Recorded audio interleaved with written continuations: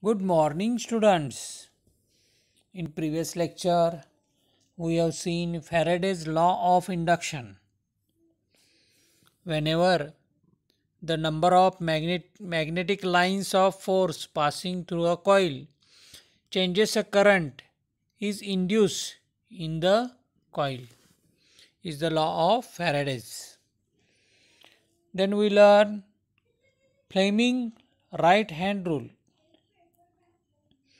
Stretch the thumb, the index finger and the middle finger in such a way that they will be perpendicular to each other. In this position, the thumb indicates the direction of motion of the conductor, the index finger the direction of the magnetic field, and the middle finger shows the direction of the induced current. This rule is known as Fleming's right hand rule. Then today, direct and alternating current. Alternating current AC and direct current DC. There are two types of currents: direct currents DC and alternating current AC. The direct current always flows in one direction and alternating current reverse its direction periodically. So far we have learned about a non-oscillatory current flowing in one direction in a circuit from the cell to the cell. Such a current is called direct current. As against a current changing in magnitude and direction after equal interval of time, which is called alternating current. Alternating current म्हणजे काय? प्रत्यावर्ती धारा. प्रत्यावर्ती म्हणजेच जी उलट सुलट वाहू शकते ठराविक कालावधीनंतर. म्हणजे ज्या विद्युतधारेचे परिमाण आणि दिशा, मॅग्निट्यूड परिमाण, परिणाम नव्हे, इफेक्ट म्हणजे परिणाम, परिमाण म्हणजे मॅग्निट्यूड आणि दिशा डिरेक्शन ठराविक समान कालावधीनंतर बदलते, त्यास प्रत्यावर्ती धारा असं म्हणतात, AC current. And direct current can increase, can be stable or can reduce also, but it is not oscillatory. दिष्टधारा वाढू शकते, स्थिर असू शकते किंवा कमी होऊ शकते, पण ती दोलायमान नसते, अशी ऑसिलेटरी नसते. Showing in figure, alternating current shown in the graph 4.19, it increases to maximum, then reduce to 0 and increase to maximum in the other direction and again reduce to 0. Means magnitude like -1, -2 have been used to show the reverse direction. प्रत्यावर्ती धारा ही दोलायमान धारा आहे, oscillations होतात. आपण आता आलेख जो बघितला, या आलेखामध्ये दाखवलेला आहे बघा. याच्यामध्ये ती एका दिशेने कमाल मर्यादेपर्यंत वाढते बघा, डोंगर झालेला आहे वरती, आणि वाढून झालं, कमाल मर्यादेपर्यंत वाढून झाली की ती पुन्हा शून्य होते, 0. बघा स्ट्रेट लाईन आली, आणि पुन्हा ती विरुद्ध दिशेला, उलट दिशेला ती पुन्हा मॅक्झिमम जास्तीत जास्त खोलवर जाते, म्हणजे -1, -2 असे परिमाण आपल्याला मिळतं त्याचं. प्रत्यावर्ती विद्युतधारेचं दोलन वेळेनुसार वक्रीय पद्धतीने होत असतं, म्हणून ती कशी दाखवतात, तर आडवा एस, ती कशी दाखवलेली आहे बघा, आडवा एस दाखवलेला आहे या ठिकाणी बघा. हॉरिझॉन्टल या पद्धतीने ती दाखवतात. And direct current flows in one direction, but the alternating current flows in periodic manner in one cycle is forward and reverse direction. In India, the frequency of AC is about 50 Hz. In the power station generating electricity, one cycle changes in 1/50 second, that is 0.02 second. That is, the frequency of AC is 50 Hz, means 50 cycles per second. म्हणजे बघा, भारतात विद्युत केंद्रात होणाऱ्या ज्या वीज निर्मितीमध्ये एक चक्र 1/50 सेकंदात म्हणजेच 0.02 सेकंदात पूर्ण होते. या प्रत्यावर्ती धारेची वारंवारता ही 50 हर्ट्झ इतकी असते भारतात. आणि AC करंट यूज केला जातो इन इंडिया. वाय? हा क्वेश्चन असू शकतो बघा. Y AC current is used in India? Because when the electric power is transmitted over a long distance, it is beneficial to have it in AC form, as it results into minimum power loss during transmission. विद्युत शक्ती लांबवर नेण्यासाठी प्रत्यावर्ती रूपात वाहून नेऊ शकतो आपण फायदेशीररित्या. आणि दिष्ट विद्युतधारेपेक्षा DC करंटपेक्षा AC करंटमुळे काय होतं, शक्तीत कमीत कमी घट होते पाठवताना. And the home supplies of alternating current is used. म्हणून घरगुती वापरासाठीच्या विद्युत पुरवठा हा प्रत्यावर्ती धारेचा असतो. लक्षात आलं? याच्यातला फरक आपण सांगू शकतो. एक फरक मी तुम्हाला देतो बघा. Direct current and alternating current. ज्यांना लिहायचं ते लिहू शकतात. हा काय परीक्षेला रिड्यूस केलेला भाग आहे, पण मी घेतोय का माहितीसाठी. Direct current, the magnitude and direction of the current is constant. Alternating current, the magnitude and direction of the current reverses periodically. Second point, direct current. This type of current cannot be used on large scale because why? Do not use for large scale of electricity for household purpose. कारण याच्यामध्ये काय होतं की त्याचं transmission जास्त पर्यंत जाऊ शकत नाही, कारण ती जास्तीत जास्त मग वेस्ट होते याच्यामध्ये. आणि AC करंटमध्ये काय होतं, मिनिमम पॉवर लॉस केली जाते ट्रान्समिशनच्या वेळी.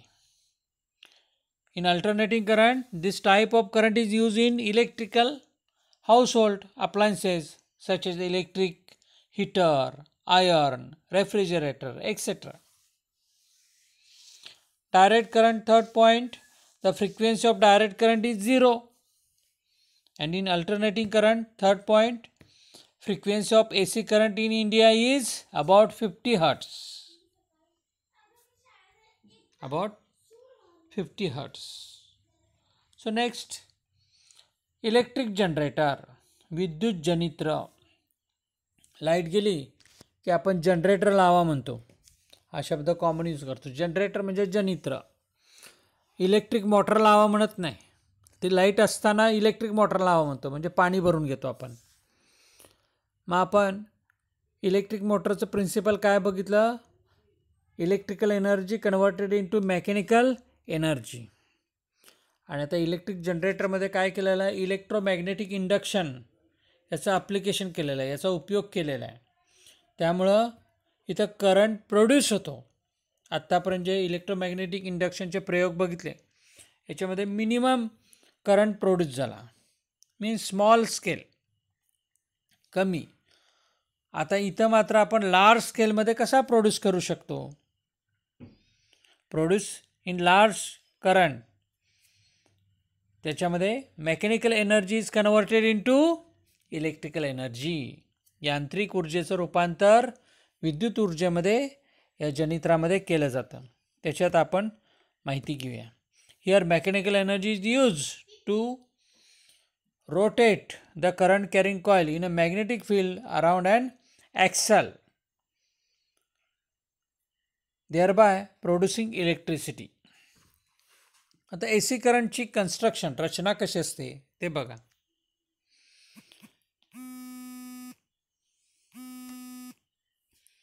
The main components of AC current, the main components of AC generator is first armature, second strong magnets, third split rings म्हणजे पितळी रिंगा, and fourth brushes. Armature, strong magnets and brushes are the same as used for electric motors, but change in here split rings. Split rings, the two ends of the armature coil are connected to two brass slit rings R1 and R2, and these rings rotate along with the armature coil. हा एवढा बदल आहे बघा.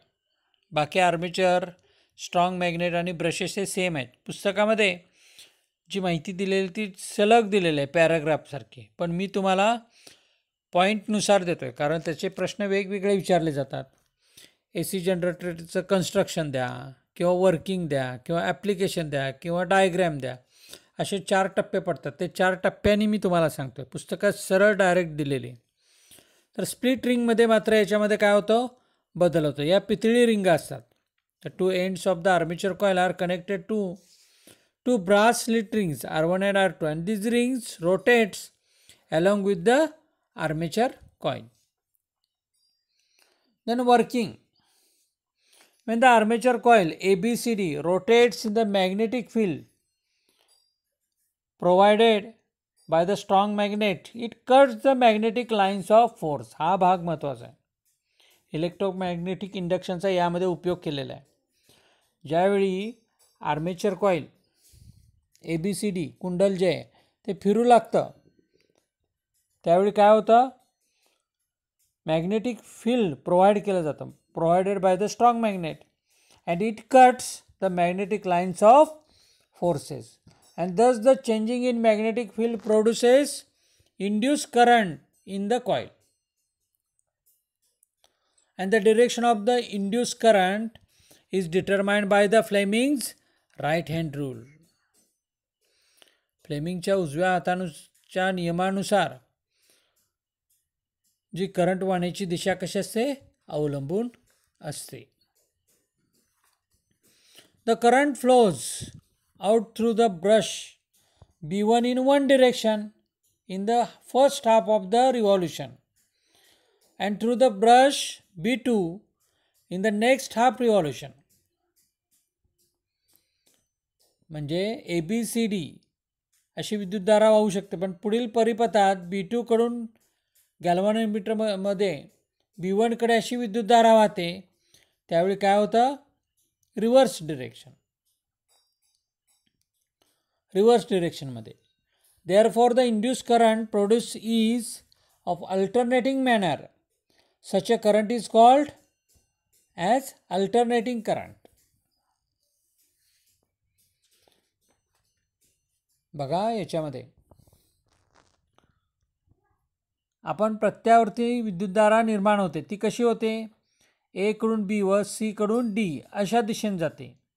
म्हणजे A to B, B to C and C to D अशी काय होते, current flow होतो या पद्धतीनं. आणि हा फर्स्ट हाफमध्ये होतो अर्ध्या परिवलनानंतर, आणि अर्ध्या परिवलनानंतर चेंज झाल्यानंतर AB ही शाखा CDच्या जागी व CD ही शाखा ABच्या जागी येते. After half rotation, the branch AB takes the place of branch CD, and the branch CD takes the position of the branch AB. मी आता डायग्राममध्ये तुम्हाला दाखवलेलं आहे बघा. पहिल्यांदा क्लॉकवाईज फिरत असते त्यामुळे, आणि मग काय होतंय, induced current goes as D to C, C to B and B to A. but the branch BA is always in contact with the brush B1 and branch DC in the contact with B2. Hence, in the external circuit, current flows from B1 to B2.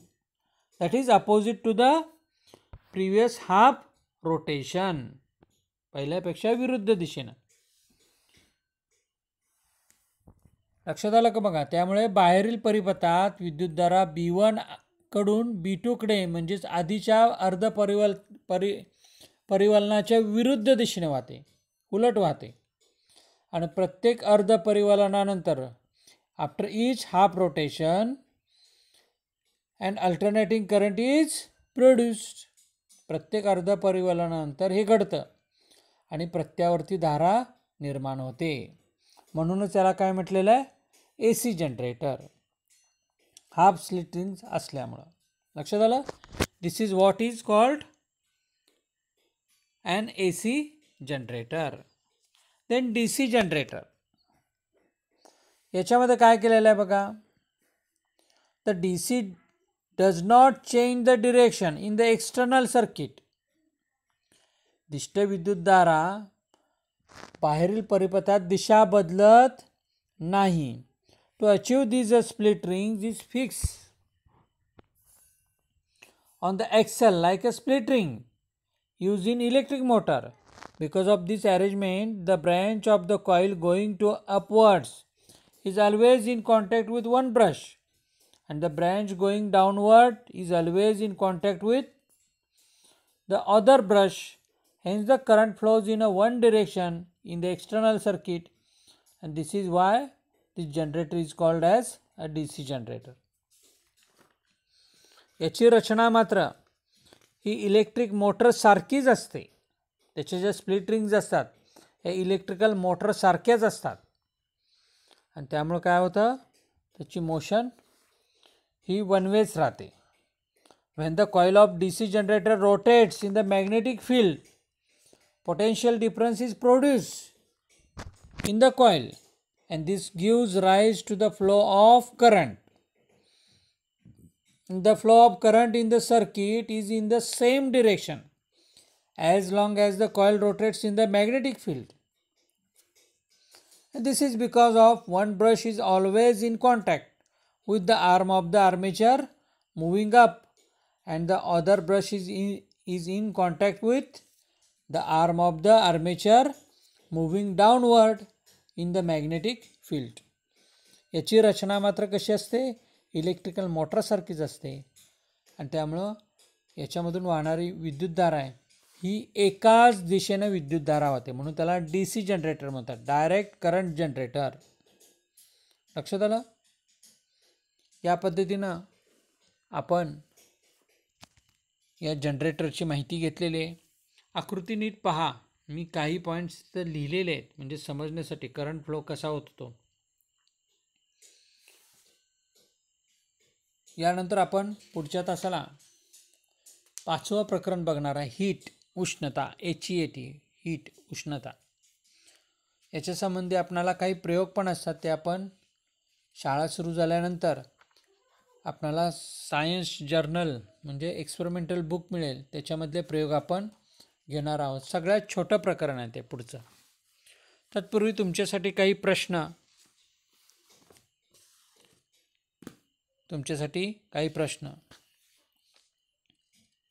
काल मी online lecture घेतलं होतं, त्याचे प्रश्न द्यायचे राहिलेले होते, तेही या ठिकाणी देतोय, तेही सोडवा तुम्ही.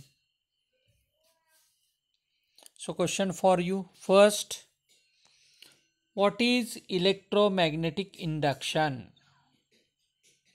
What is electromagnetic induction?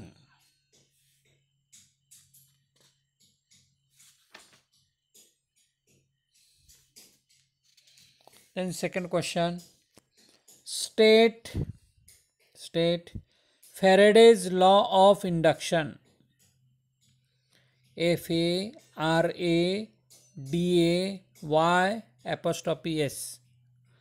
Faraday's law of induction. Third, state Fleming's right hand rule. State Fleming's right hand rule. And last question.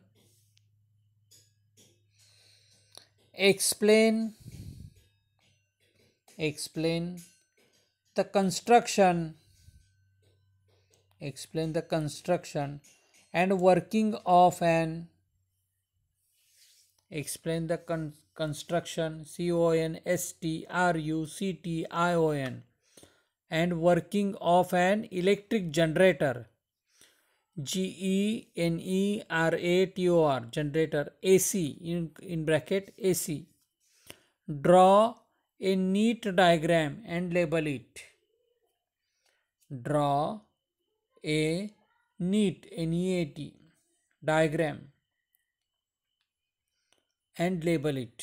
याच्यामध्ये तुम्ही डायग्राम काढायचे आहेत, नावं लिहायचे आहेत. परीक्षेला एकतरी प्रश्न असतोच, इलेक्ट्रिक मोटर किंवा AC जनरेटर किंवा ज्यूल्स लॉ किंवा हान्स होस्टेटचा परिणाम, जो प्रयोग आहे तो. म्हणजे याच्यामध्ये जो प्रश्न असतो, ज्यूल्स लॉ म्हणजे heating effect of electric current. Heating effect of electric current किंवा इलेक्ट्रिक मोटर किंवा हान्स होस्टेटचा जो आपण प्रयोग बघितला तो कोणता, magnetic effect of electric current. Magnetic effect of electric current. असे 4 पैकी एक तरी प्रश्न आपणाला विचारलेला असतो. याच्यामध्ये डायग्रॅम भरपूर आहेत, त्या डायग्रॅम व्यवस्थित बघा. मी प्रत्येक आपल्या व्हिडिओमध्ये किंवा लेक्चरला सांगितलेलं आहे कुठे कुठे पॉईंट्स आपले, म्हणजे कुठे कुठे मार्क्स जातात याची माहिती दिलेली आहे. त्यामुळं आकृत्या व्यवस्थित काढा, त्यांना नावं व्यवस्थित द्या. उद्याच्या तासाला आपण हीट चॅप्टर नंबर 5 हे फर्स्ट टर्म्स किंवा टर्मिनल एक्झाममधील हे लास्ट चॅप्टर आहे, शेवटचं प्रकरण आहे. थँक्यू.